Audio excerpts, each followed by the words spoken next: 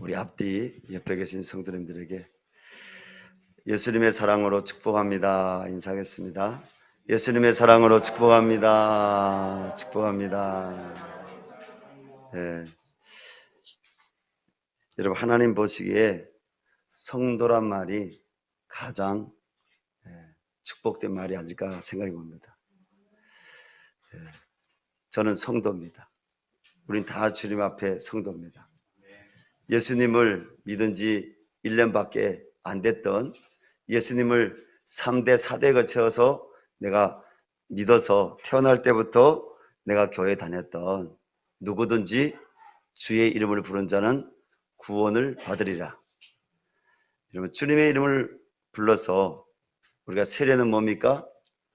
죄에 대해서 내가 그리스도께서 죽으심에 연합하고, 또 부활에 대해서 내가 그리스도의 의에 연합하는, 그것이 여러분 세례의 참된 의미가 아닙니까? 죽고 사는 것에 대한. 오늘도 우리가 사는 것만 생각하지 말고 여러분 먼저 죽을 수 있는 그런 신앙 가질 수 있길 바랍니다. 주님, 내가 죽을 때 영적으로 산다는 것을 기억하게 도와주시고, 내 안에 여전히 세상의 것들이 들어오고 있는 이 문제들, 주님 여전히 주님 앞에 내려놓지 못하는 문제들 죽을 수 있도록 오늘 주님 이 예배 가운데 하나님 만져주시고 역사하여 주시옵소서. 그래서 정말 주님 보시기에 성도라 이름 부릴 수 있도록 하나님 오늘도 하나님 앞에서 은혜 얻게 하시옵소서. 예배는 은혜의 방편입니다. 하나님이 왜 교회를 세우시고 왜 예배를 하나님이 만들어 놓으셨겠습니까? 그것은 예배를 통해서 하나님이 우리를 만나주시고, 예배를 통해서 상하고 통회하는 마음을 하나님 받으시고, 또 우리의 마음, 우리의 모습, 우리의 어떤 문제 그대로 우리 하나님이 받으시고, 우리 가운데 친히 구원으로, 소망으로, 사랑으로, 회복으로, 치유로, 결국은 영생에 이르기까지 우리를 하나님께서 인도하시기 위해서 하나님이 예배를 허락하셨다는 것입니다. 그래서 성화의 과정 가운데 영화로움에 들어가기 전까지 예수 믿는 성도는 뭡니까? 예배를 떠나면 안 됩니다. 교회를 떠나면 안 됩니다. 교회를 떠나는 것은 영적으로 여러분 사형 선고를 받는 것입니다. 예배를 떠나는 것은 영적으로 금방 죽게 되는 것입니다. 오늘날 많은 사람들이 예배를 드리지 못하고 있잖아요. 너무너무 안타깝습니다. 하나님, 우리 한국교회가 다시 문이 활짝 열리게 도와주십시오. 하나님, 그리고 다시 주님 예배자들이 주님 숲풀처럼 서게 하시옵소서. 하나님께서 그날을 우리에게 반드시 허락하실 것입니다. 근데 그 교회 문이 활짝 열리기 위해서는요, 아브라함처럼 하나님 앞에 중보기도하는 사람들이 필요합니다. 하나님, 저 가운데 의인이 100명 있으면 멸하시겠습니까? 하나님, 50인이 있으면 멸하시겠습니까? 40인이 있으면 멸하시겠습니까? 30인이 있으면 멸하시겠습니까? 아니, 하나님, 10인이 있으면 멸하시겠습니까? 하나님이 의인이 10인 있으면 멸하지 않겠다고 하나님 말씀하십니다. 또 예레미야서 말씀에는 내가 그 성 중에서 의인을 한 사람이라도 찾는다면 내가 그 성을 멸하지 않겠다고 말씀하십니다. 여러분, 하나님이 찾으시는 사람이 누구라고요? 성도. 하나님이 정말 찾으신 사람이 누구라고요? 의인. 어떤 사람이 의인입니까? 예수 보혈의 공로를 찬양하고 예수 보혈의 공로 앞에 오늘도 여전히 겸손히 엎드려서 하나님, 내가 지금 영화로움에 들어간 것이 아니라 여전히 내가 성화되기를 원합니다.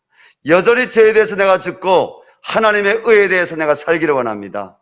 하나님, 나는 완전하지 못하고 세상 것들은 다 완전하지 못하오니 하나님 말씀만 완전하오니 이 하나님 말씀을 생명의 말씀으로 내가 따르기를 원합니다. 하나님의 통치를 받기를 원합니다. 하나님의 다스림을 받기를 원합니다. 하나님이 보시기에 기뻐하지 않는 그 모든 것들을 피하시고 하나님의 영광만 나를 통해서, 하나님의 영광만 하나님 내가 기도하고 있는 그 영혼들을 통해서 드러나게 도와주시되 특별히 한 영혼이라도 멸하지 마시고 구원해 주십시오. 하나님 앞에 간절히 그 영혼을 위해 하나님 나라를 위해서 기도하는 누구처럼요? 로마서 9장 10장에 바울이 고백한 것처럼 자기 동족을 위해서 하나님 내 이름이 생명책에서 지어질지라도, 내가 그리스도께서 끊어질지라도, 생명책에서 지어질지라도, 이 말은 모세가 한 것이죠. 하나님, 모세가 하나님 내 이름이 생명책에서 지어질지라도, 사도 바울은 하나님 내가 그리스도에게서 끊어질지라도 이들이 구원받기를 원합니다. 여러분, 그런 사람이 우리 주님은 의인이라고, 내 마음에 합한 자라고 불러주시는 줄로 믿습니다. 우리 열방샘교회는요 2014년에 제가 목사 안수를 받았습니다.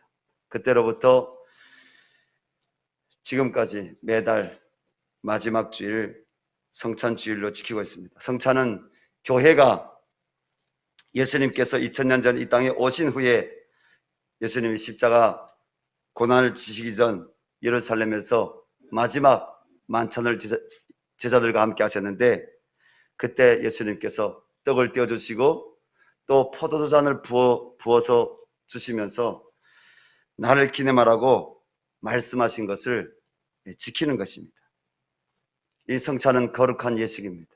성도가 아니고서는 이 성찬에 참여할 수가 없습니다. 예수님께서는 누가복음 22장 19절에서 20절에서 또 떡을 가져 감사 기도하시고 떼어 그들에게 주시며 이르시되 이것은 너희를 위하여 주는 내 몸이라. 너희가 이를 행하여 나를 기념하라 하시고, 저녁 먹은 후에 잔도 그와 같이 하여 이르시되 이 잔은 내 피로 세우는 새 언약이니 곧 너희를 위하여 붓는 것이라 말씀하셨습니다. 뭡니까? 자신의 피로 값주고 사신 교회가 성찬을 할 때 죄와 허물로 우리를 살리시기 위해 십자가에서 자기 몸을 형벌로 내어주시고 피를 흘리신 것을 기념하게 하시기 위해서입니다. 또한 이 성찬은 뭡니까? 다시 오실 주님을 기다리는 성도들의 신앙 고백입니다. 여러분, 예수님이 다시 오십니다. 어떤 이들에게는 심판의 왕으로 오십니다. 어떤 이들에게는 구원의 주님으로 오십니다. 우리는 어떤 분을 맞이하기를 원하십니까? 우리는 먼저는 성도이기 때문에 이 땅에 재림하셔서 완전한 영화로움에 들어갈 수 있도록 우리의 신랑 되셔서 우리를 품에 안으시고 그 나라에 들어가게 하시는, 여러분, 구원의 주님으로 맞이해야 될 줄로 믿습니다. 그러나 분명한 것은 심판이 있습니다. 주님은 다시 오십니다. 우리가 성찬을 기념할 때마다 이 떡과 그리고 이 잔에 이 포도주가 바로 예수님이 십자가에서 나를 위해서 찢으신 몸이라는 것, 그리고 예수님이 나를 위해서 흘리신 대속의 피라는 것, 우리가 기억하고 우리가 먹고 마셔야 될 것입니다. 그 의미를 알지 못하고 먹고 마시는 자는 망하리라고 성경에서 말씀하고 있습니다.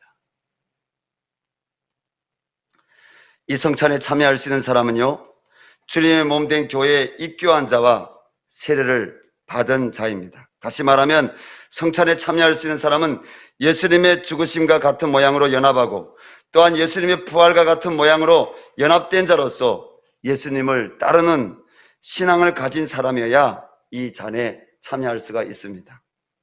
사랑하는 여러분, 예수님을 따르고자 하는 신앙을 가지고 있습니까? 그럼 예수님을 따르고자 하는 신앙은 어떤 신앙입니까? 오늘 본 말씀에 그것을 다 이야기하는 건 아니지만 오늘 본 말씀에 나타난 예수님을 따르는 신앙이 어떤 신앙인지 보도록 하겠습니다. 첫 번째로 예수님을 주님으로 그리고 왕으로 고백하며 따르는 신앙입니다. 이른 아침 예수님께서 갈릴리 해변에 나가셨습니다. 그 지역은 어디 지역이냐? 게네사렛 호수 혹은 디베라 바다 혹은 갈릴리 호수라고 하는, 갈릴리 바다라고 하는 그 호수의 북서쪽에 위치해 있는 가버나움이라는 지역입니다. 우리가 지난 주일날도 설교 본문의 배경이 어디라겠습니까? 가버나움이라겠습니다. 가버나움이란 도시는 중요한 도시라겠죠. 로마 군대 백부장이 있었던 도시입니다. 그 로마 군대가 주둔해 있던 곳입니다. 굉장히 이 가버나움은 또 종교적으로도 중요한 지역이었습니다. 또 이 가버나움 그 지역은요, 뭡니까? 좀 더 남쪽으로 내려오면 메마른 강야가 있는 그 이스라엘 혹은 요단강 건너편 그 메마른 사막과 같은 지대가 아니라 이 가버나움 지역은 농사를 지을만 할 수 있는 그런 지역입니다. 예수님께서 이 가버나움에 예수님께서 계셨는데 어느 날 그 갈릴리 호수 혹은 디베라 바다에 나가신 거예요. 저도 가봤는데 제법 호수지만 처절썩하고 이렇게 작은 파도도 칩니다. 나가보았는데 뭡니까? 기슭에 배 두 척이 있는데 거기에서 네 사람이 그물을 씻고 있는 거예요. 예수님께서 자신을 따르는 무리들에게 그 배가 있는 가까이에서 하늘나라의 말씀을 가르치셨습니다. 그리고 말씀을 다 가르치신 후에 배 가까이 다가가서 예수님 보셨는데 이런 배에 국물과 어부들은 있었지만 고기가 있었다 없었다? 고기는 없었습니다. 예수님께서 그 네 사람 중에 한 사람인 시몬 혹은 나중에 이름이 베드로라고 이름 바뀌는데 그 시몬 베드로에게 깊은 데로 가서 군물을 내려 고기를 잡으라고 말씀하셨습니다. 오늘 본문에는 그 내용이 안 나오고요. 오늘 본문하고 동일한 이야기가 기록되어 있는 동일한 말씀이 기록되어 있는 누가복음 5장에 가면 2절부터 4절에 기록되어 있습니다. 예수님 말씀을 들은 시몬은 이렇게 고백했습니다. 선생님, 우리들이 밤이 새도록 수고하였으되 잡은 것이 없지만은 말씀에 의지하여 내가 군물을 내리리이다. 여러분, 예수님은 누굽니까? 예수님은 사람들이 목수의 아들이라고 했습니다. 이 베드로는 누굽니까? 시몬과 거기에 있던 네 명은 뭡니까? 오늘 본 말씀 보니까 16절에 그들의 직업이 뭐라고요? 어부라고 합니다. 근데 목수의 아들이 어부들 보고 뭐랍니까? 저 깊은 곳에 가서 군물을 내리라는 겁니다. 근데 베드로는 그 예수님의 그 말씀을 어떻게 받아들였다고요? 제가 어부로서 밤이 맞도록 가서 제가 군물을 내렸지만 잡은 것이 없습니다. 하지만 말씀을 의지하여 내가 군물을 내리겠습니다. 이렇게 고백하는 것입니다. 그런데 베드로가 어떻게 했습니까? 말만 한 것이 아니라 행동을 했습니다. 가서 깊은 곳으로 가서 군물을 내렸더니 놀라운 일이 일어났습니다. 기적입니다. 밤새 고기를 잡으려고 해도 한 마리도 잡지 못한 그 빈 그물에 오늘 말씀 보니까 국물이 찢어질 정도로 누가복음 5장에도 이 말씀 기록되어 있고 마태복음 4장에도 이 말씀이 기록되어 있습니다. 국물이 찢어질 정도로 고기를 가득 이렇게 국물에 걸린 겁니다. 그래서 야 여기 오라 하고 누구를 불렀겠습니까? 그 요한과 야고보를 불렀죠. 요한과 야고보도 노를 막 져가지고 이 베드로의 배 옆으로 와서 같이 그물을 들어 올렸더니 두 배에 잡은 고기가 가득하였다고 이렇게 말씀이 기록됐습니다. 여러분, 우리 삶에도 하나님 말씀에 순종할 때 이런 풍성한 은혜와 축복이 있기를 바랍니다. 근데 저는 오늘 여러분들에게 그 말씀을 전하려고 하는 것이 아닙니다. 풍성한 복에 대해서 말씀하려고 하는 것이 아닙니다. 이 놀라운 기적 앞에 베드로는 깨달았습니다. 그가 무엇을 깨달았습니까? 예수님이 보통 분이 아님을 깨달았습니다. 오늘 베드로가 어떤 분으로 깨달았는지 우리가 말씀을 좀 더 볼 텐데요. 그는 물고기가 가득한 배를 기슭에다 대고 그리고 뛰어내려서 예수님 앞으로 다가갔습니다. 그리고 예수님이 두 무릎 아래 엎드렸다고 했습니다. 여러분, 엎드렸다는 건 뭡니까? 예배하는 표현입니다. 여러분, 주인 앞에서만 엎드리는 겁니다. 유대인들은 여러분 하나님을 예배하는 자이기 때문에 하나님을 예배할 때 엎드립니다. 근데 엎드려서 그가 이렇게 고백합니다. 주여 나를 떠나소서 나는 죄인으로서이다. 베드로가 깨달은 것은 뭡니까? 예수님을 선생이 아니라 주님이라는 것입니다. 그리고 뭐라고요? 내가 죄인이라는 것입니다. 여러분 어떤 성도가 복된 성도냐? 어떤 성도가 예수님을 따르는 성도냐? 내가 죄인임을, 내가 회개해야 될 죄인임을 하나님 앞에 고백하는 성도가 이런 복된 성도인 줄 믿습니다. 아멘. 여러분 예수님은 죄인을 찾지 의인을 찾지 않습니다. 죄인을 찾는 것을 우리 주님은 찾아서 구원하는 것을 우리 주님은 기뻐하십니다. 사랑하는 성도 여러분, 오늘 시몬 베드로의 고백에서 우리가 다시 한번 주목해 볼 것은 예수님을 처음에는 그가 선생님이라고 불렀습니다. 누가복음에 그렇게 나옵니다. 하나님 안에 행하실 수 있는 놀라운 기적을 체험한 후에는 베드로는 예수님을 누구로 깨달았다고요? 자신이 죄인임을 고백하며 자신 앞에 있는 예수님을 주님으로 고백했다는 것입니다. 선생님은요, 헬라어 원어로 에피스타테스로 이렇게 발음되는데 이 말의 또 다른 뜻은 두목, 장관 이렇게 표현되는 것입니다. 처음에는 어떻게 봤다고요? 선생님으로, 그냥 혹은 두목으로, 어떤 장관으로, 그냥 우두머리 정도로만 이 베드로가 예수님을 보았는데 그가 놀라운 하나님만이 행하실 수 있는 기적 사건을 체험한 이후에는 그의 태도가 달라집니다. 그가 이렇게 고백합니다. 주님, 이 주님이란 말은 언젠가도 성도들에게 말씀드렸지만 원어로 키리오스, 이 말은 BC 우리 주전 1세기부터 왕들이나 신들에게만 사용하는 표현입니다. 왕들이나 신들에게만 이 키리오스란 말을 보통 사용했다는 것입니다. 그러므로 베드로가 예수님을 주님이라고 고백한 것은 예수님을 당신은 나에게 왕입니다. 당신은 나에게 하나님이십니다. 당신은 나에게 신이십니다. 유대인들은 누구를 신으로 고백하겠어요? 하나님을 신으로 고백하는 거죠. 사랑하는 교우 여러분, 여러분 가운데 아직 예수님을 주님으로 만나지 못하고 예수님을 소크라테스나 석가 공자 같은 위대한 선생 중 한 분으로 생각하시는 분이 있습니까? 베드로처럼 예수님을 나의 삶을 능히 다스리시고 주관하실 수 있는 왕으로 하나님으로 만날 수 있기를 주님 이름으로 축원합니다. 예수님 만나면 죄인이 의인이 되는 줄로 믿습니다. 예수님을 만나면 여러분 우리가 옛 거짓된 삶을 버리고 하나님이 기뻐하시는 여러분 새 피조물로 새 삶으로 하나님의 형상을 닮아 살아가는 믿음의 사람으로 거룩한 사람으로 살아야 될 것입니다. 그런 사람이 어떤 사람입니까? 오늘도 키리오스 주님을 고백할 때 주님이 그 사람의 기도를 들으시는 것이죠. 주님은 우리에게 회개하기를 원하십니다. 야 빌립 너 회개해. 지난 주일날 제가 말씀드렸잖아요.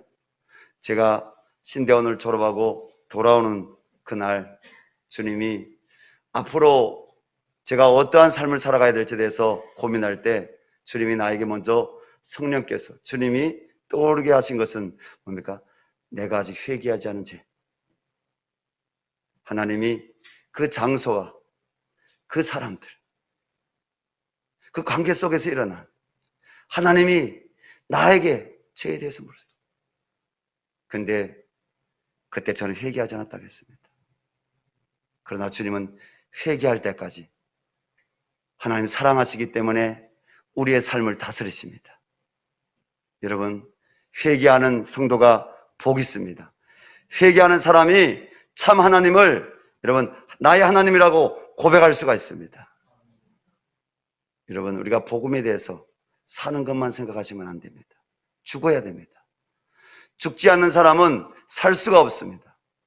무엇에 대해서 죽어야 됩니까? 나의 옛 죄에 대해서 아담의 죄부터 시작하여서 내가 하나님 앞에 범죄하였던 바른 길로 가지 못하고 그릇된 길로 가했던, 방탕한 길로 가했던, 어둡고 여러분 자기 욕심에 속해서 하나님을 떠났던 그 죄에서 우리가 돌이켜야 됩니다. 하나님은 죄에서 돌이킨 자를 안으시고 기뻐하십니다. 내 사랑하는 내 딸아, 내 아들아, 너는 내 양이다. 할렐루야. 누구의 음성을 듣는 것이 주님의 양입니까? 세상의 마귀의 음성 듣는 것이 주님의 양입니까? 세상의 어둠 속에서 여전히 죄악을 쫓아 욕심을 따라서 자기를 위해 살아가는 그 사람이 주님의 양입니까? 아닙니다. 요한복음 10장 말씀 보니까 예수님께서 내 음성을 듣는 자는 내 양이다. 할렐루야. 하나님의 음성을 듣는 사람, 하나님의 음성, 하나님의 마음을 아는 사람, 하나님이 왜 독생자 예수님을 이 땅에 보내셨는지 그 십자가의 도를 알고 십자가의 도를 붙잡고 십자가 앞에 엎드리는 사람, 주여 내가 죄인으로소이다, 나를 떠나소서.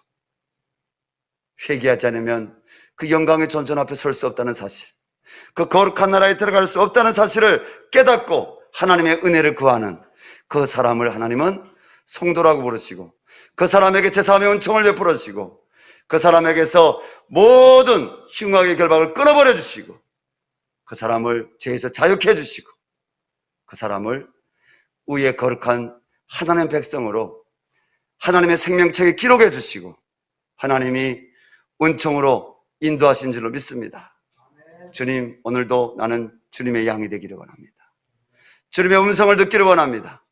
내가 더는 세상에 하나님 그 마귀의 음성을 듣지 않기를 원합니다.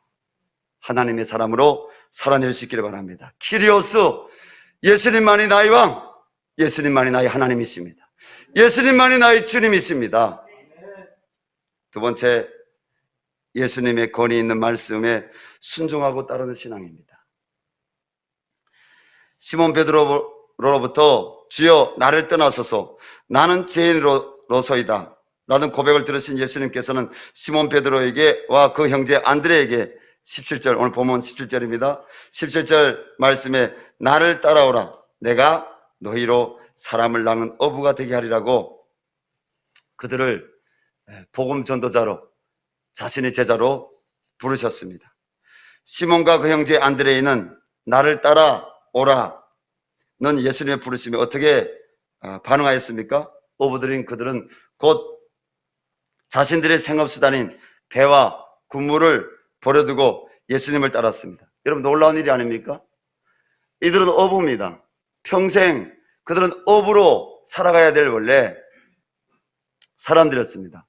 고기가 아니라 배와 그물을 그들에게서 떼어놓을 수 없는 경제적인 수단입니다. 생업수단입니다. 어부에게 배가 없다, 어부에게 그물이 없다, 그건 안 되는 일이죠. 근데 뭡니까? 배와 그물만 문제가 아닙니다. 베드로에게 딸려있는 가족이 있습니다. 성경에 보니까 오늘 본 말씀에 나오는데 그에게는 여러분 아내도 있었습니다. 아내가 없이 장모가 있습니까? 없죠. 장모가 가버나움에 그 베드로의 집에 같이 살았다고 성경에 기록되고 있습니다. 배와 그물이 전부가 아니라는 거죠. 배와 그물을 통해서 자기와 자기 아내와 자녀들과 장모와 그 밖에 가족들을 바로 경제적으로 책임져야 될 의무가 있었다는 겁니다. 그런데 오늘 베드로가 바로 주님을 만난 이후에 주님이 따라가니까 그 형제 안드레와 함께 오늘 버리고 따랐다 하겠습니다. 너무 심한 거 아닙니까? 저는 놀라운 일이라고 처음에 표현했지만 어떤 분들에게는 그건 너무 심한 일이 아닌가? 이렇게 그분의 입장에서 제가 표현을 한 것입니다. 예수님께서는 19절과 20절에서 계속하여 배에서 군무를 깁던 세베대 아들 야고보와 요한도 나를 따르라고 합니다. 그들이 예수님을, 오늘 20절 말씀 다 같이 읽겠습니다. 곧 부르시니 그 아버지 세베대를 품꾼들과 함께 배에 버려두고 예수를 따라가니라. 이들도 뭡니까? 그 아버지, 그리고 품꾼들 다 버렸다. 좀 이것보다 좀 더 좋은 표현이 없을까? 버렸다는 건 좀 우리 거부감이 오잖아요. 그래서 원어로 살펴봤는데 더 다른 표현이 없더라고요. 그냥 버렸답니다. 버렸답니다. 예수님을 따라갔대. 사랑하는 여러분, 예수님의 말씀이 대체 어떤 말씀이기에 시몬, 안드레이, 야고보 그리고 요한이 예수님을 따랐을까요? 예수님의 말씀은 권위 있는 말씀이었습니다. 오늘 설교 본문인 21절부터 27절에 보면 예수님께서 안식일 날 가버나움에 해당에 모여온 무리들에게 말씀을 가르치시고 해당에서 또 귀신 들린 사람을 말씀을 꾸짖어서 그 귀신을 쫓아냈습니다. 그때 사람들이 뭐라고 표현했느냐 하면 22절과 27절에 기록된 두 번의 표현이 있는데 권위 있는, 새 교훈이로다. 이 권위 있는, 예수님 말씀이 권위가 있다고 했습니다. 여러분, 헬라어로 이 권위란 말은 엑스시아인데 이 말은 뭐냐면 통치자, 권력자, 통치자, 권력자가 말하는 것에 표현하는, 그 통치자나 권력자가 말할 때 그 말이 권위 있다. 이때 이 엑스시아라는 이 단어를 사용한다는 것입니다. 근데 예수님의 말씀이 뭐예요? 라고요? 통치자나 권력자가 하는 것 같이 그 말에 권위가 있었다는 것입니다. 그러므로 예수님이 시몬 베드로와 그 형제 안드레 그리고 야고보와 요한에게 하신 모든 말씀은 권위가 있는 하나님의 나라의 통치를 선언하는 말씀이었다는 것입니다.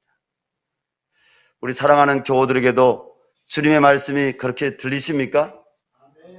주님, 나에게 우리 주님의 말씀이 권위 있는 말씀으로 들리기를 원합니다. 야고보와 요한과 베드로와 안드레가 예수님의 말씀을 권위 있는 말씀으로 들은 것처럼 나도 하나님 주님을 따르기를 원하는데 이 말씀을 그냥 좋은 말씀, 이 말씀을 그냥 좋은 철학의 말씀이 아니라 이 말씀이 하나님께로부터 온 권위의 말씀으로 들리기를 원합니다. 생명의 말씀으로 들리기를 원합니다. 하나님의 말씀이 살았고 운동력이 있어 자유의 날선 어떤 검보다 예리하여 나의 형과 여러분의 형과 간절과 골수를 찔러 쪼개는 말씀이라고 했습니다. 하나님 말씀이 우리에게 들릴 수 있는 복이 있기를 바랍니다.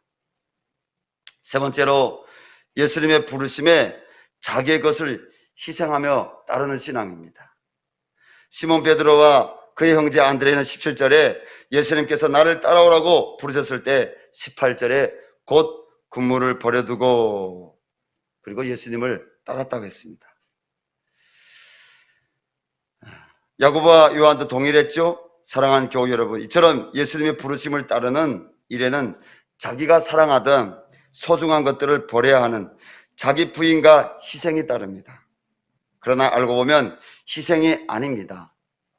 그것은 더 소중한 것을 위해서 덜 소중한 것을 포기하는 것입니다.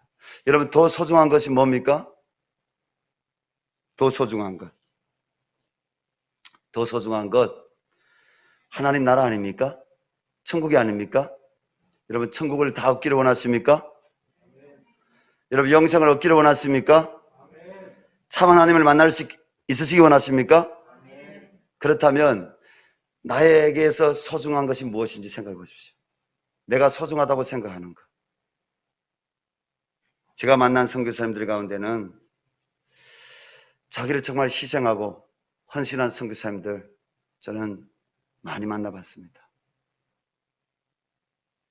부모님이 물려준 그 가수원을 다 내려놓고 그것을 희생해서 나와 선교하신 분들도 만나봤습니다. 가정이었기 때문에 제가 복수형 들이라고 넣었습니다.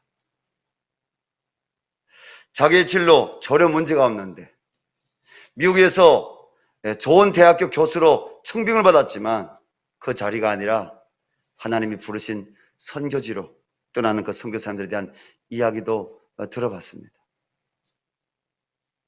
제가 만난 선교사님 중에 한 분 선교사님인데 최강 선교사님이라고 있습니다.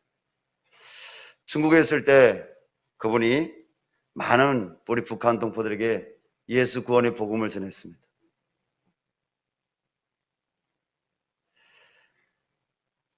저는 중국에 있을 때 그분이 남쪽에서 그래도 괜찮게 사는 줄 알았습니다. 순수한 마음이었죠.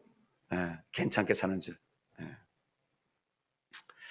그래서 제가 2002년에 남쪽에 입국해서 하나원 나오자마자 제일 먼저 찾아간 것이 누구겠습니까? 남쪽에서 제가 아는 분이 딱 두 분이었습니다. 한 분은 최강 선교사님. 그 사모님까지 하면 2명이네. 그 애들까지 하면 6명, 6명? 6명. 자네 우리 5분인가 4명인가 하여튼. 그분 가정하고 또 아는 분은, 한국에서 중국에 왔다 갔다 하는 그 선교사님이라고, 할머니 선교사님 얼마 전에 만나서 식사 대접도 해드리고 자그마한 이렇게 선물도 사드리는데 그렇게 좋아하시더라고요. 20년이 지났습니다. 가끔 가서 그분에게 가끔 정말 콩나물 나듯 이렇게 용돈도 드리고요. 선교 현장에 있을 때는 한 15년 정도 저희 교회에서 매달 개척돼서부터 10만 원씩 선교원금을 보내드리게 됐지만 그분이 들어오셔서 은퇴한 이후에는 공적으로는 드릴 수 없기 때문에 가끔 가서 인사드리고 식사 대접하고 합니다. 근데 그 최강 선교사님 집에 저 안산에 있다고 해서 제가 갔습니다. 안산 선부동에. 굉장히 기대를 하고 갔는데 기대한 것만큼 참 은혜 받고 왔습니다.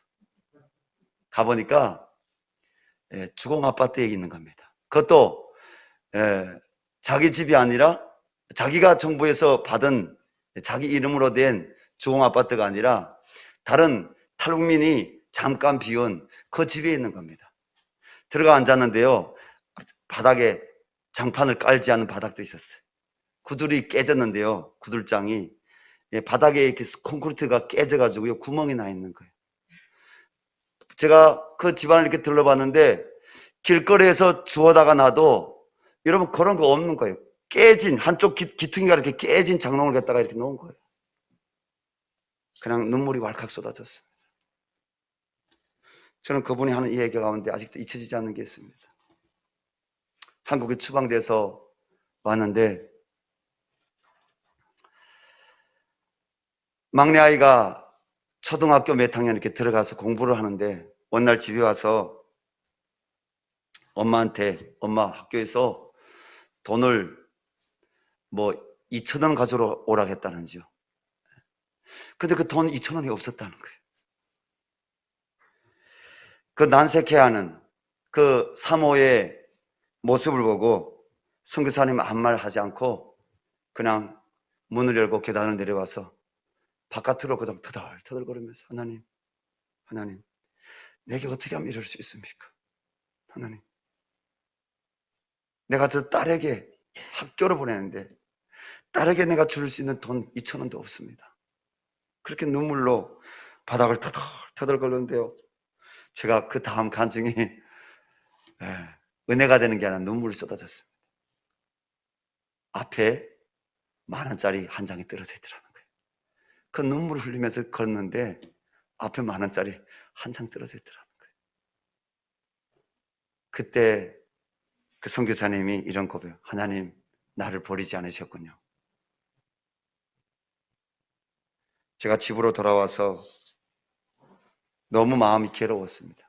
그래서 다음날 바로 제가 그래도 큰 돈이었기 때문에 한 50몇만 원짜리 새짝 장롱을 제일 싸구려죠 사가지고 택배로 선교사님 집에 그때 보내드린 적이 있습니다.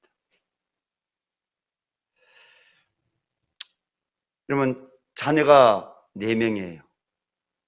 4명? 맞나? 5명인가? 4명이네, 4명. 4명인데 자기 자녀도 책임질 수 없고 자기 노부모님도 책임질 수 없고 그냥 주만 바라보고 딸랑 선교 현장에 가서 선교 현장에서 잠깐 갇혔다가 왔는데 아무것도 없는, 그리고 오는 교회에서도 반기거나 오는 교회에서도 후원금을 두둑이 주지 않는 그런 상황. 근데요, 여러분, 하나님은 살아계십니다. 하나님은요 그 선교사님의 눈물의 기도 와서도요, 얼마나 많은 지병에 그분이 시달렸는지 모릅니다. 하나님께서 그 큰딸, 두 딸들을 다 좋은 대학 나오게 하시고, 하나님 호주에 가서 1년 동안 어학연수하고 와서 한국에 와서 다 좋은 신랑들을 만났어요. 다 결혼했어요. 하나님이 막둥이도 지난번 우리 선교회가 우리 교회 리더십 수련회 갔다 왔잖아요. 그날이 결혼식 날이었어요. 저 초청장 왔고 제가 간다고 다 약속했는데 교회가 더 중요하기 때문에 제가 못 가고 그냥 축의금만 보내드리고 선교사님께 축하한다고 말씀드렸는데 잘했다고 저한테 그러시더라고요. 근데 막내딸도 시집 잘 갔어요. 그 아들 하나 있는데 기현이라고, 그 아들이요 또 대학에 들어가서 공부 잘해가지고, 여러분 다른 친구들은 몇백만 원씩 내는 그런, 달마다 한 200만 원씩인가 내는 그런 국제 학교에 들어가서 공부를 하고 정말 지금 너무 영어를 잘해. 키도 크고 잘생기고요. 중국에 있을 땐 그냥 뚱뚱했는데 지금은 너무너무 참 저는 그 하나님의 하시는 일들을 보면서 주님, 역시 우리 주님은 말씀대로 하시는 분이시군요. 잠시 고난이 있다 할지라도 하나님은 결코 약속한 것을 변개하지 않으시군요. 그 선교사님은 지금 또 그렇게 간증하며 고백하고 다니십니다. 여러분, 예수님께서는요, 마태복음 10장 29절에서 30절에서 자신을 이처럼 따르는 성도들에게 이렇게 약속하셨습니다. 내가 진실로 진실로 너에게 이르노니 나와 복음을 위하여 집이나 어머니나 그리고 아버지나 자식이나 전토를 벌인 자는 현세에 있어 집과 형제와 자매와 형제와 어머니와 자식과 전토를 100배나 받되 박해를 겸하여 받고 고난이 있다는 거예요. 고난이 없다고 말씀하시는 것이 아니라 주님을 따르는 일에는 고난이 있다는 거예요. 박해를 겸하여 받고 내세에 영생을 받지 못할 자가 없느니라. 아멘. 미국의 유명한 부흥사였던 트와이트 무디 선생이 있습니다. 그는 목사가 아닙니다. 1859년 그는 다니던 그 시카고 교회에서, 원래 보스턴에서 있다가 시카고로 그가 가게 되는데, 그 시카고에 오는 교회 주일학교에서 갑자기 주일학교를 담당했던 그 담임 교사 선생님이 피를 이렇게 토하는 폐병으로 인해서 사임을 하게 됩니다. 교사의 자리에서.